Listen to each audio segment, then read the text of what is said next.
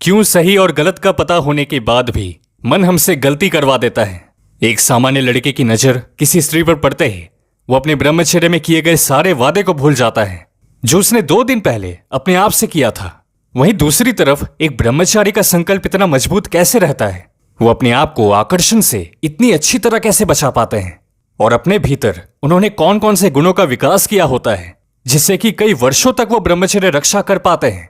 दोस्तों, इस कहानी को सुनकर मन और आकर्षण से जुड़े जितने भी सवाल हैं आपके, उन सब का जवाब आपको मिल जाएगा।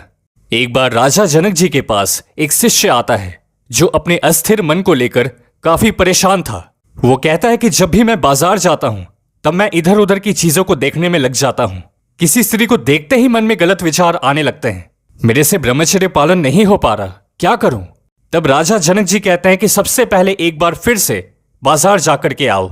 लड़का चला तो जाता है, लेकिन जाकर के वापस आने में जो 1 घंटे का समय लगना चाहिए था वो 3-4 घंटे में बदल जाते हैं और लड़का दुखी होकर कहता है कि फिर से वही गलती हो गई। मैं उन्हीं चीजों के आकर्षण में फंस गया, नहीं चाहता था तब भी। अब राजा जनक जी कहते हैं कि एक बार फिर से बाजार जाओ, लेकिन इस बार तुम्हारे पीछे 2 सैनिक भी रहेंगे जिनके हाथों में तलवार होगी और तुम्हारे हाथ में एक कटोरा रहेगा जिसमें तेल भरा हुआ होगा। अगर उस तेल की एक बूंद भी जमीन पर गिरती है तो फिर पीछे जो 2 सैनिक होंगे ना, उसी पल तुम्हारी गर्दन काट देंगे। अब लड़का डरते हुए निकल जाता है बाजार की ओर, लेकिन इस बार उसका सारा ध्यान कटोरे पर था। एकदम सावधानी से आगे बढ़ता है क्योंकि अगर तेल की एक बूंद भी गिरी तो काम तमाम हो जाएगा।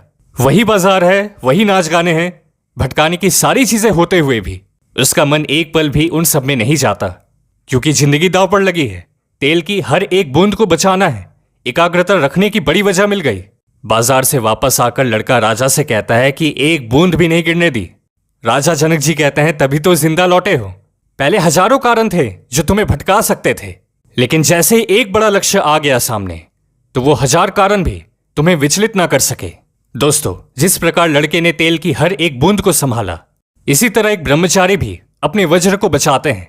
वे जानते हैं कि ब्रह्मचर्य का नाश मृत्यु के बराबर है। हम सबको अपने जीवन में अभ्यास और वैराग्य लेकर के आना होगा।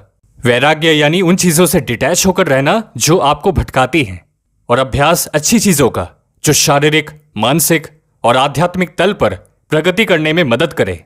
इसी अभ्यास से सही जीवन जीने की आदत बनेगी, फिर आनंद आएगा और अंत में स्वभाव होगा। शुरुआत में अभ्यास करने में कठिनाई होती है, लगता है कि क्या होगा इससे, कोई फायदा तो दिख नहीं रहा। लेकिन अगर आप टिके रहते हैं तो हम आपको यकीन दिलाते हैं कि आप ये बात जरूर बोलेंगे कि हाँ, असली जिंदगी की अब शुरुआत हुई है। और दोस्तों, टेलीग्राम पर हर दिन का ब्रह्मचर्य अपडेट आपको मिलता रहेगा। आइए साथ मिलकर ब्रह्मचर्य का पालन करेंगे। शेयर कीजिए इस वीडियो को अपने एक दोस्त के साथ जो काफी कोशिशों के बावजूद भी अपना ध्यान लड़कियों पर से नहीं हटा पा रहे हैं।